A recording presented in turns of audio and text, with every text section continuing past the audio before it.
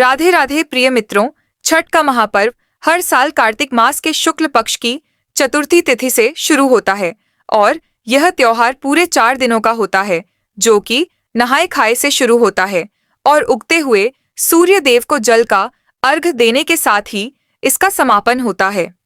ऐसी मान्यता है कि छठी मैया को कुछ चीजें चढ़ाने से महिलाओं को अखंड सौभाग्य की प्राप्ति हो सकती है। पौराणिक मान्यताओं के अनुसार छठी मैया को चावल, चने, सिंदूर, मिठाई, 7 प्रकार के फल, गुड़, घी का ठेकुआ और श्रृंगार की सामग्री जरूर चढ़ानी चाहिए। ऐसा करने से छठी मैया प्रसन्न होती हैं और उनका आशीर्वाद भी मिलता है। साथ ही पति की लंबी आयु और अखंड सौभाग्य का वरदान भी प्राप्त होता है। छठ पर्व के पहले दिन महिलाएं नदी में स्नान करती हैं और सात्विक भोजन करती हैं। मान्यता है कि ऐसा करने से व्रत की शक्ति प्राप्त होती है। नहाए खाए के अगले दिन खरना होता है। खरना के दिन शाम के समय महिलाएं रोटी और गुड़ की खीर बनाती हैं। प्रसाद का भोग लगाने के बाद उसे स्वयं ग्रहण करती है और पूरे परिवारजनों को भी बांटती हैं। और खरना के दिन से ही 36 घंटे का निर्जला कठिन व्रत शुरू हो जाता है।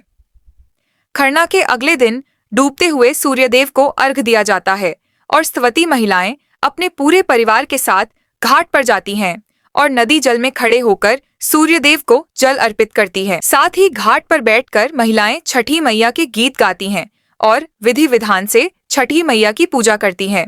इसके अगले दिन यानी छठ पर्व के अंतिम दिन महिलाएं सुबह सुबह अपने परिवार के साथ फिर से घाट पर जाती हैं और उगते हुए सूर्यदेव को यानी उषा काल अर्घ दिया जाता है और इसी के साथ छठ के कठिन व्रत का समापन हो जाता है। और व्रती महिलाएं जल और प्रसाद ग्रहण करके अपने व्रत का पारणा करती हैं। हिंदू पंचांग के अनुसार इस बार छठ का पर्व 27 अक्टूबर सोमवार को मनाया जाएगा और षष्ठी तिथि प्रारंभ होगी 27 अक्टूबर को सुबह 6:04 से और षष्ठी तिथि का समापन होगा 28 अक्टूबर को सुबह 7:59 पर।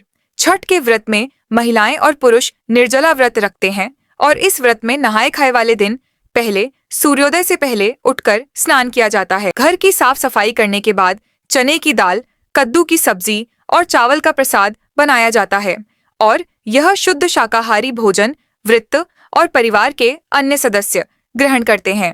स्कंद पुराण के अनुसार इस दिन से छठी मैया की कृपा शुरू होती है। दूसरा दिन होता है खरना या जिसे लोहंडा भी कहते हैं और खरना पर व्रती नए चूल्हे या मिट्टी का चूल्हा बनाकर उस पर गुड़ की खीर और रोटी आदि बनाते हैं।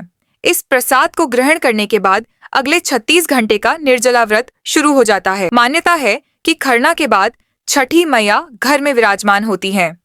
संध्या अर्घ 27 अक्टूबर को रहेगा, जिस दिन व्रती निर्जला उपवास रखते हैं। सूर्यास्त के समय नदी या तालाब में खड़े होकर डूबते हुए सूर्य को बांस के सूप में फल, ठेकुआ और मिठाई, गन्ने आदि के साथ अर्घ देते हैं। छठ पर्व के अंतिम दिन यानी उषा अर्घ वाले दिन सूर्योदय से पहले ही नदी किनारे उदयागामी सूर्य को अर्घ दिया जाता है, जिसमें किसी पवित्र नदी या तालाब में कमर तक पानी में खड़े होकर सूर्य देव को अर्घ देने के बाद 7 या 11 परिक्रमा करने के बाद वती प्रसाद ग्रहण करके अपना व्रत खोलते हैं और यह दिन संतान और समृद्धि की कामना को पूर्ण करता है। छठ पूजा सूर्य देव की उपासना का प्रतीक है, जो जीवन में शक्ति और ऊर्जा का स्रोत है और धार्मिक पुराणों के अनुसार छठी माई संतान की रक्षा करती है।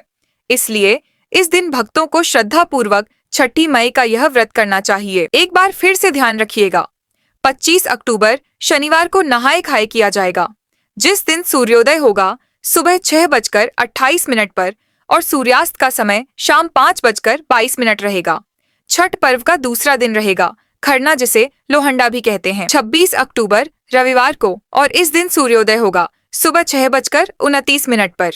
सूर्यास्त होगा शाम 5:41 पर। छठ का तीसरा दिन रहेगा 27 अक्टूबर सोमवार को, जिस दिन संध्या अर्घ दिया जाएगा और इस दिन सूर्योदय होगा सुबह 6:30 पर और सूर्यास्त का समय शाम 5:40 रहेगा।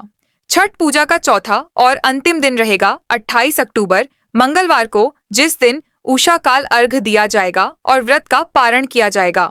इस दिन सूर्योदय होगा सुबह 6:30 पर और सूर्यास्त का समय रहेगा शाम 5:39। दोस्तों, यह रही छठ पूजा की विशेष जानकारी।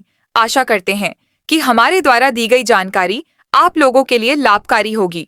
तो वीडियो को लाइक करके चैनल को सब्सक्राइब कर लेना। मिलते हैं दोस्तों एक नई वीडियो के साथ, तब तक के लिए राधे राधे प्रिय मित्रों।